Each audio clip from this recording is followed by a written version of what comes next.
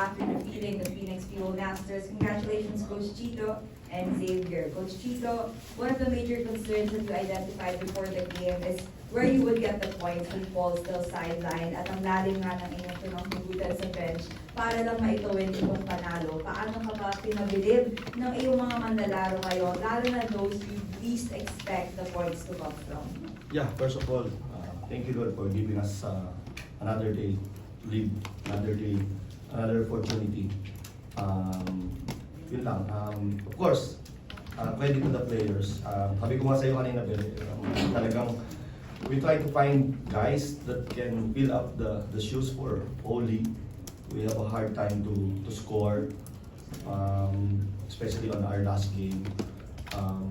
We need somebody to step up in terms of not only the points but the little things, doing the little things. And this guy, Xavier, he is an impact in the game.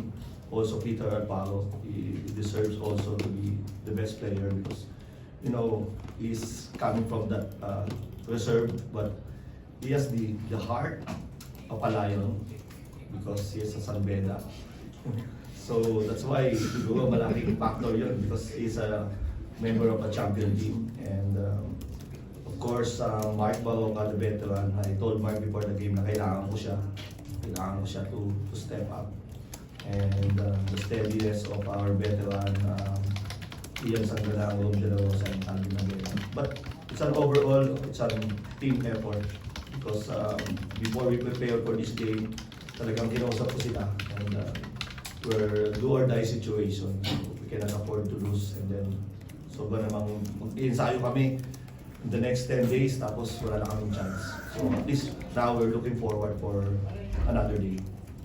Thank you. Thank you so much, Coach Chito. Now, Zave, on to you. Congratulations as well. Can you just walk us through the difficult task of defending Donovan Smith and how much that just took from you and took you out, how that took you out of your comfort zone in different ways as well?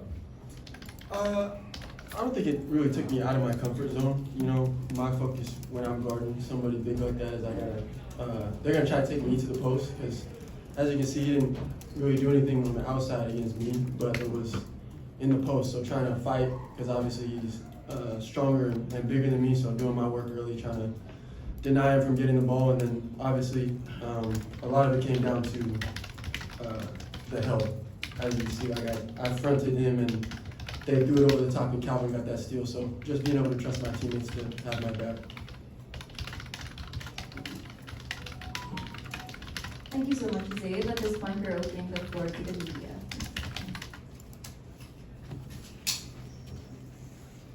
Coach, congratulations. Coach, yung nga sila mo si Peter Alparo deserves all these flowers also. Coach, ano bang nakita mo heading to this game na si Peter Alparo can step up and get a crucial win for you guys? Actually, his toughness. I'm very impressed with Peter, the way he defends in practice, the way he handles himself. The score or the points, I think bonus na lang yun eh. But yung toughness ni Peter on both ends of the floor, I think yung kanyang depensa, same time yung offense niya, hindi siya natatakot. I think yun yung nakita ko sa kanya na we can rely on him on this kind of situation which is our backs against the wall.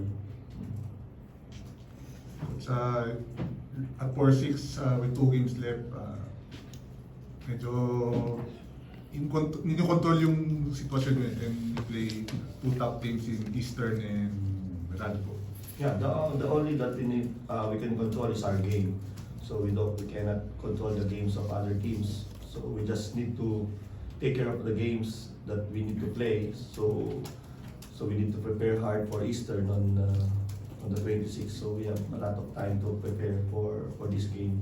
But at least yung kung naman yung chance na natitira sa amin, we grab it and then we will try to prepare the way that we prepare for this game. So yun lang siguro, yung mga hindi namin kontrolado, hindi na namin hindi na namin sakot yun. Coach, unlike in past games na sustain nyo yung big lead ninyo. So, anong nangyaring iba na kaya nyo na i-maintain yun? And ano ba yung mga kailangan gawin para makip nyo yung, ma-close out nyo yung mga games? Actually, the fourth quarter, right, yun ang sinabi ko sa kanila. We have to learn from our experience.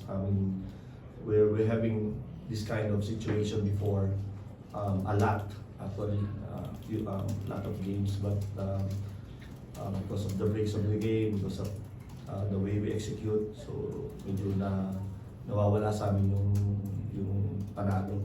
But this time we're having that the execution that we want, the defense that we want down the stretch.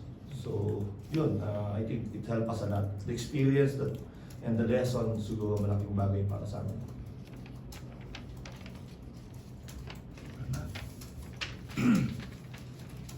Coach, I have one more follow-up question. So Coach, Sir Fidel, nabulungan tayo kanina, this is your 19th conference with Magnolia. The past 18, you'd always make it to the playoffs. Where's the level of pressure for you right now? The same. It's the same, but credit also to the players because totoo ba yun na Fidel? I don't know. Nabulungan ako, Coach. Yeah, lalo mo akong pinwessure. So, but we will prepare hard. I don't know, but sabi ko nga kanina, kung ano man yung chance na nandito sa amin, i-grab lang namin. Hindi ko man tinitingnan yung mga bagay na yun. Basta importante sa amin ngayon, paano kami makakasurvive on this next game. Alright. Congrats, Coach. Thank you. Congrats, Dave. Thank you. Yeah!